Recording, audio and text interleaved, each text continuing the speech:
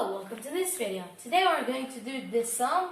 That's how it's presented, and it's this sum: sine pi over n plus sine 2 pi over n plus sine 3 pi over n, and so on until sine pi times n minus 1 over n. This is actually part 1 of 2 videos. The next video is going to be part 2, and of the videos I'm going to show ways of deriving this sum to a very simple and surprising solution. In this first video, I'm going to use Euler's formula. The next video, I'm going to do trigonometric identities to find this sum.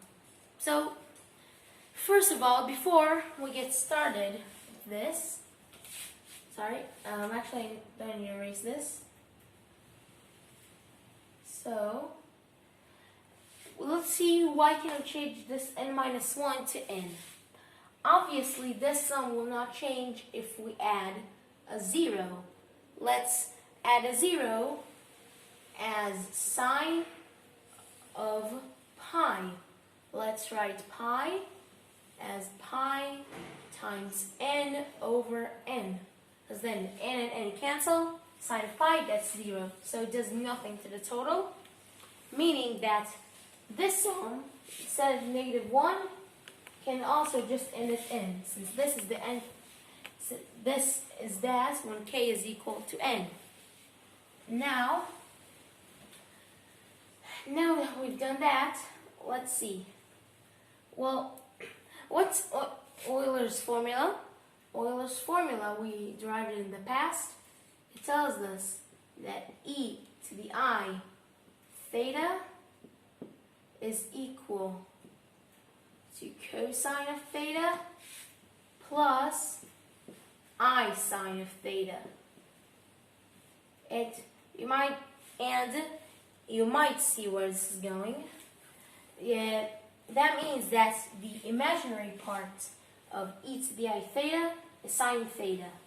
So we can replace the sine here with e to the I times, and then at the end, after we derive what it is, take what's the imaginary part. So, let's do that.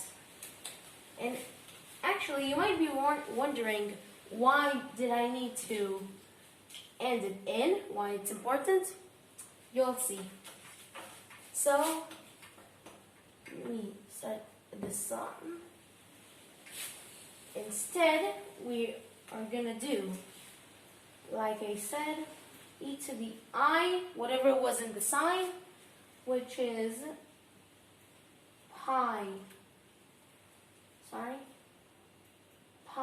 k over n. And now, well, let's see what this is. Expanding this, we get e to the pi I over n plus e to the 2 pi I over n plus e to the 3 pi over n to the 4 pi over n until e to the pi I times n over n. Now you might see what this is. This is a geometric series.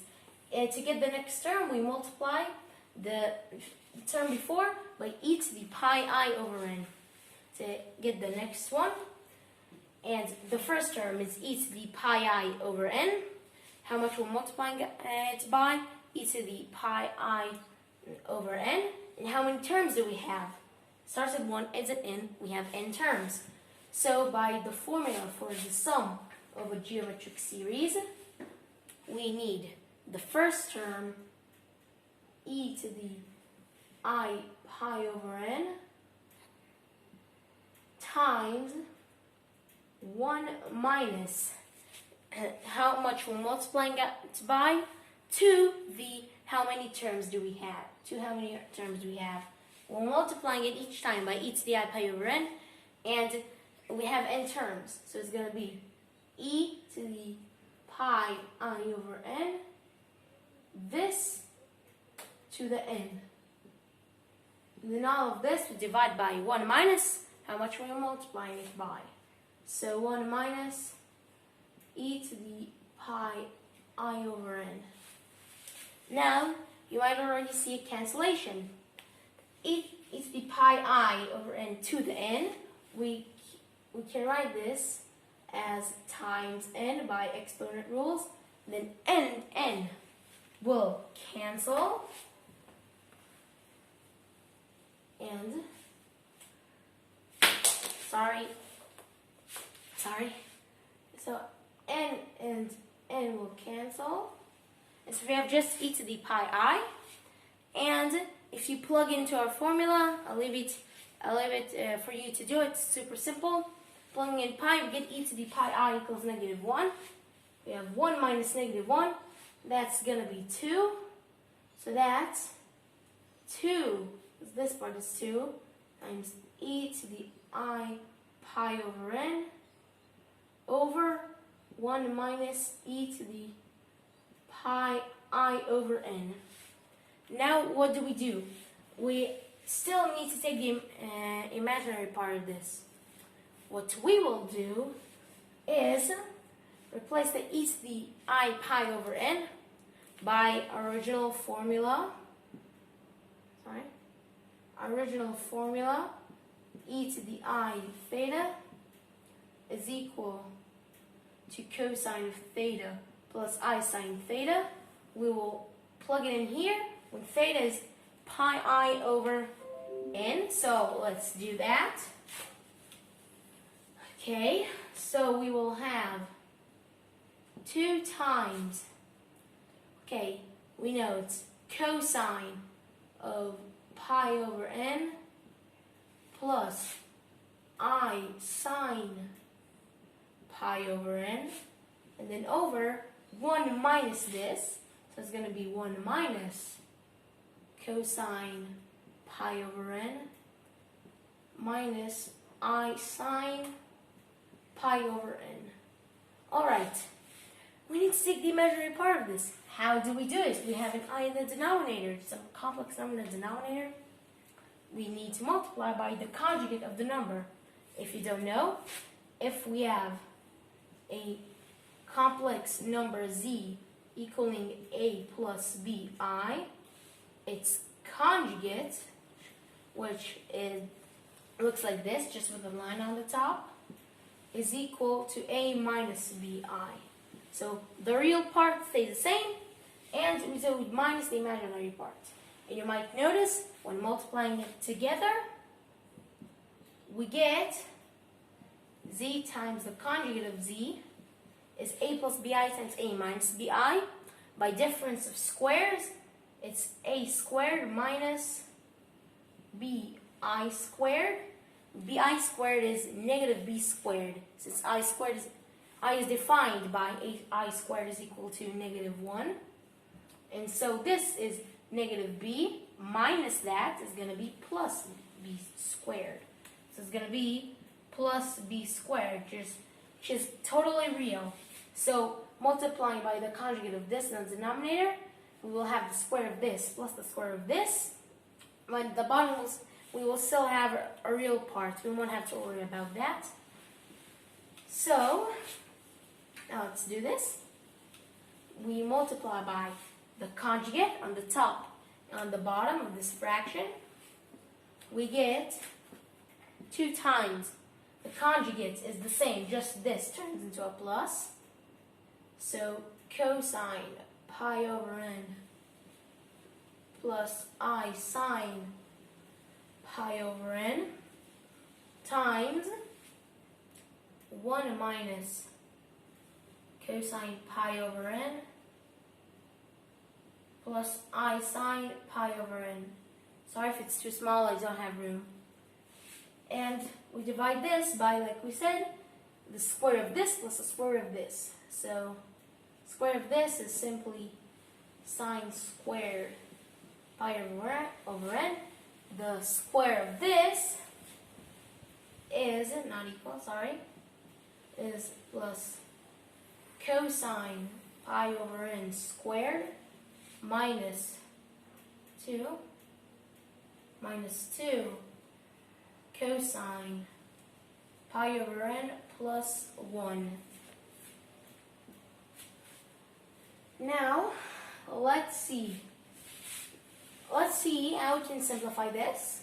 So we will multiply this out. So notice again, this part is entirely real. 2 is obviously real. And since we want the imaginary part, we just want the imaginary part of this, then times 2 divided by this. Now, the imaginary part of this, the only way we can have it is still an I, is I times this plus, so I sine theta times the 1 minus cosine pi over n, I times sine pi over n. Okay, sorry again. I sine pi over n times 1 minus cosine pi over n, plus I sine pi over n times cosine pi over n. And so this is not going to be an equal sign anymore, actually. But we can actually simplify the denominator.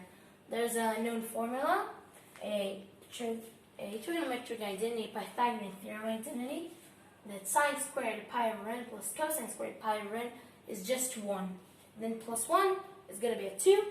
Then we'll have 2 minus 2 cosine pi over n. We have a 2. It'll cancel. So let me write that down if you can follow. That turns out plus 1. So that's still going to be negative. Plus 2.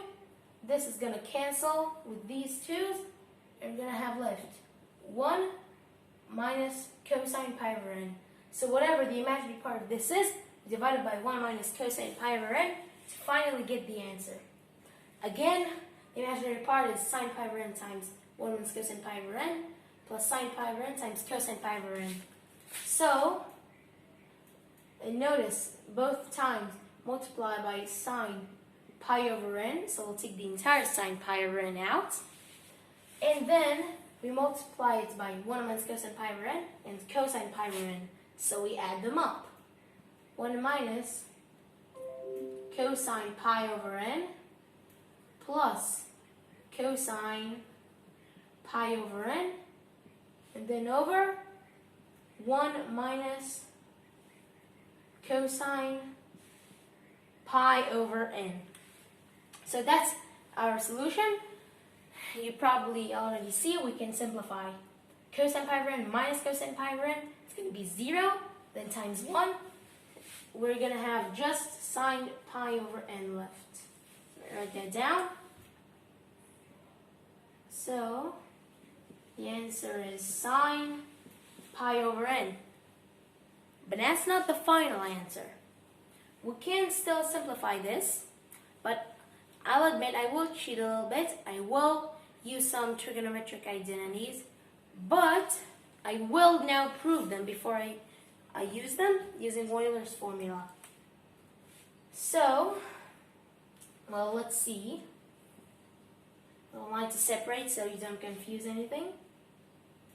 So we have e to the I theta equaling cosine theta plus I sine of theta. And we can actually replace this theta with the 2 theta. It's going to be times 2. And then this will turn into a 2. So sine 2 theta, and so sine 2 theta cosine 2 theta. But you can also write this as e to the I theta squared. And then we know what is that. What's that? That's cosine theta plus I sine theta, and that's still squared. So let's see. After taking this out, it's going to be cosine squared theta plus I sine squared theta, and I sine squared theta is negative sine squared theta, and plus the cosine squared theta.